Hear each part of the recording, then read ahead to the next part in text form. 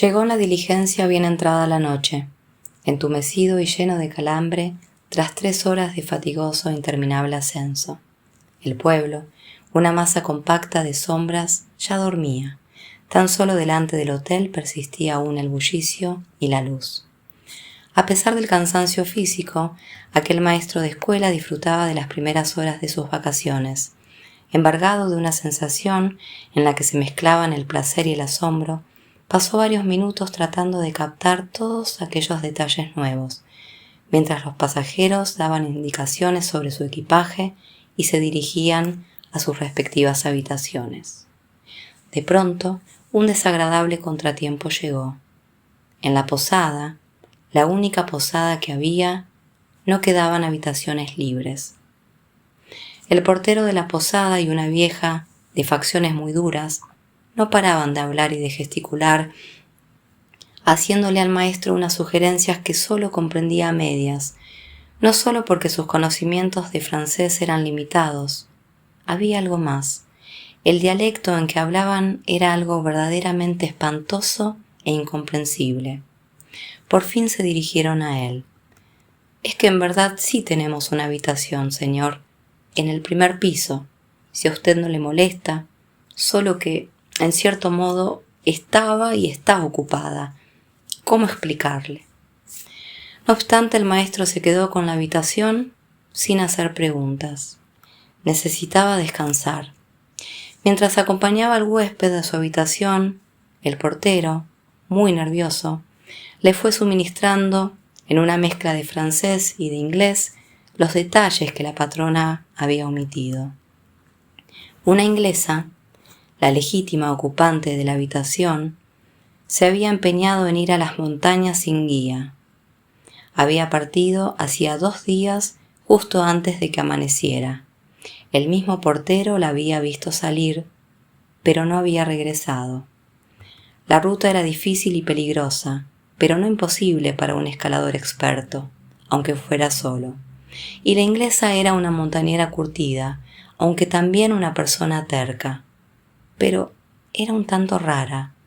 No se mezclaba con los demás huéspedes y a veces se pasaba días enteros encerrada con llave en su habitación sin dejar entrar a nadie. Hubo algo más. El maestro se enteró también de que ya había salido a una partida de rescate y que, por supuesto, podía regresar en cualquier momento. Por eso, aunque la habitación estuviera desocupada, seguía siendo de ella. Pero si al señor no le importa correr el riesgo de tener que dejar la habitación en medio de la noche.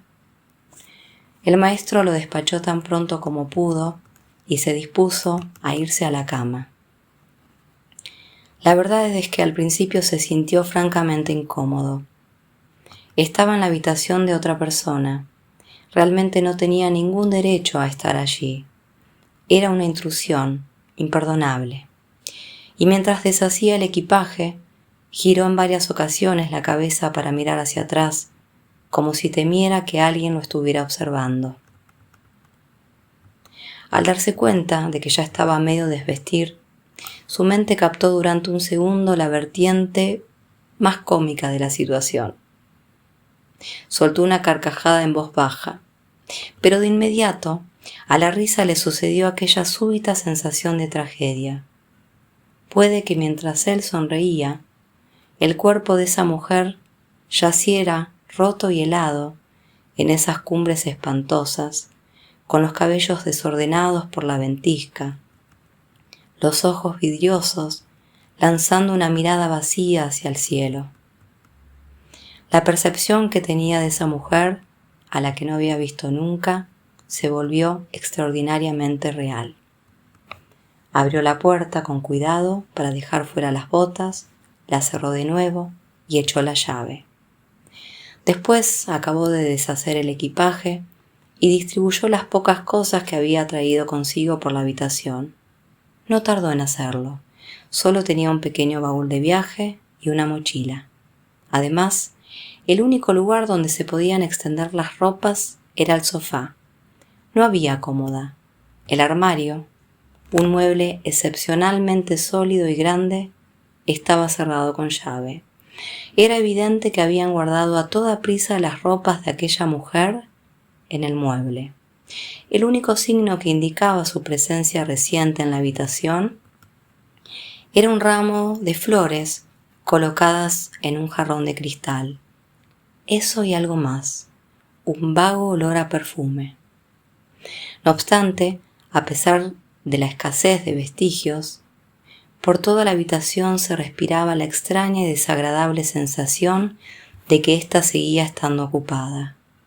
Durante un instante se palpaba en el ambiente una sutil presencia que parecía susurrar: «Acabo de salir», que al convertirse de pronto en un tajante «Aún sigo aquí», hacía que se diera rápidamente la vuelta para mirar a sus espaldas.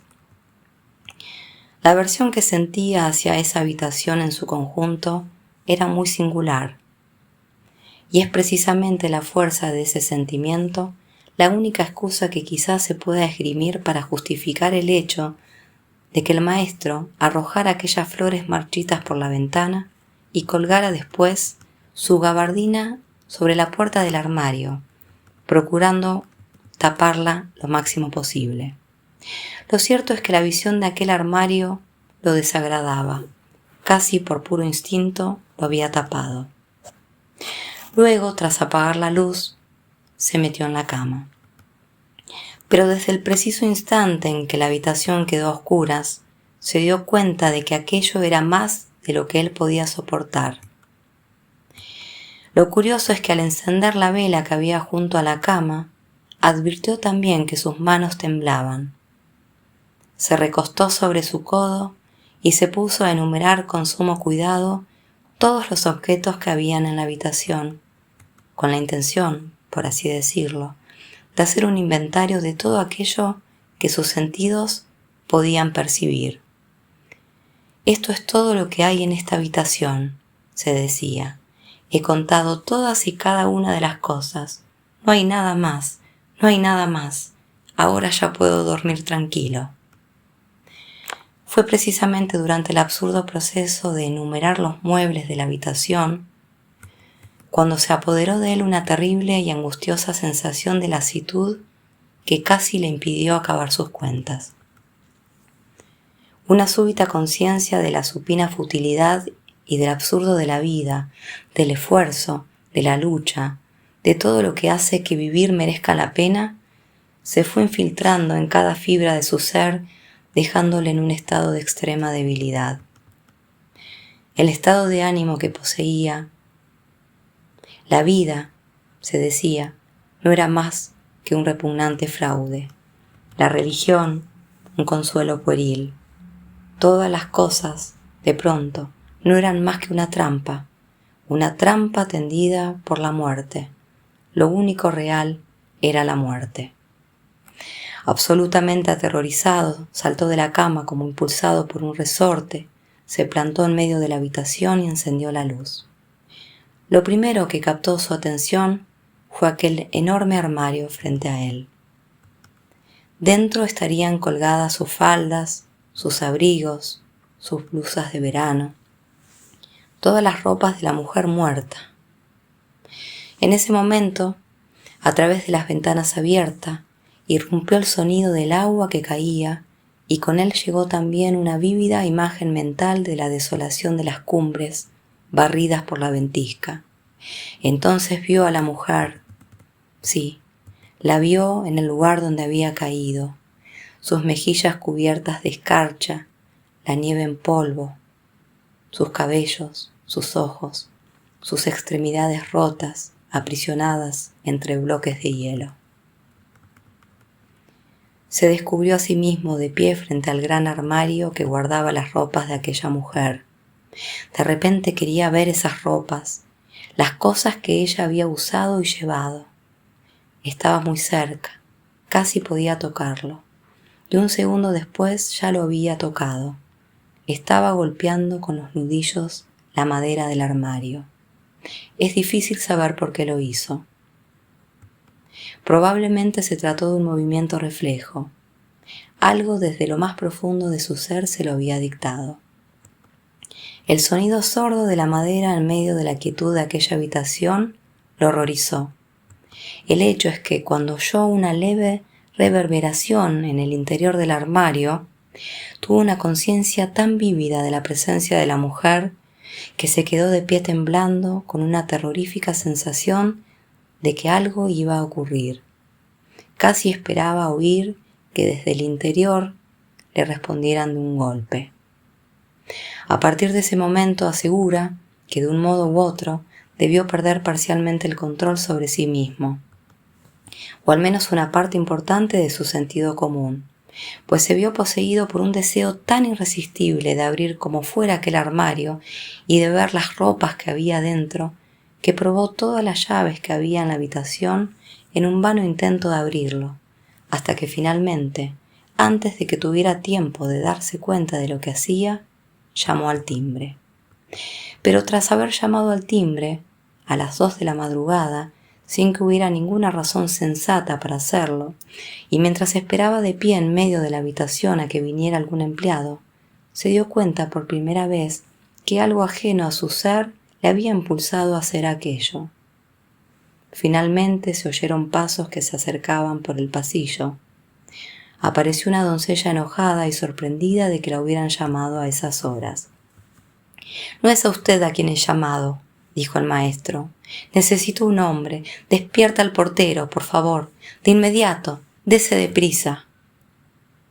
Pero ni siquiera cuando el portero se hallaba ya junto a él en la habitación, consiguió comprender por qué insistía, hecho una verdadera furia y sin admitir un no por respuesta, en que se buscara la llave del armario y se abriera inmediatamente la puerta.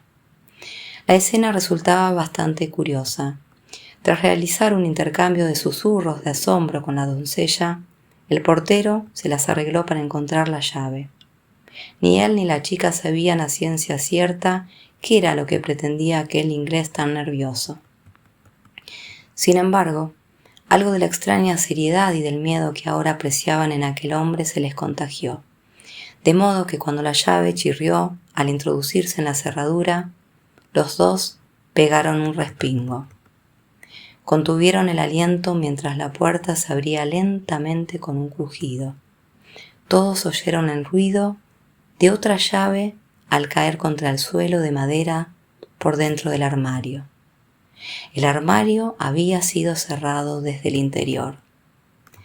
Pero fue la aterrorizada doncella, desde su posición en el pasillo, quien lo vio primero, y lanzando un grito desgarrador se desplomó contra el pasamanos de la escalera. El portero no hizo intento alguno de rescatarla.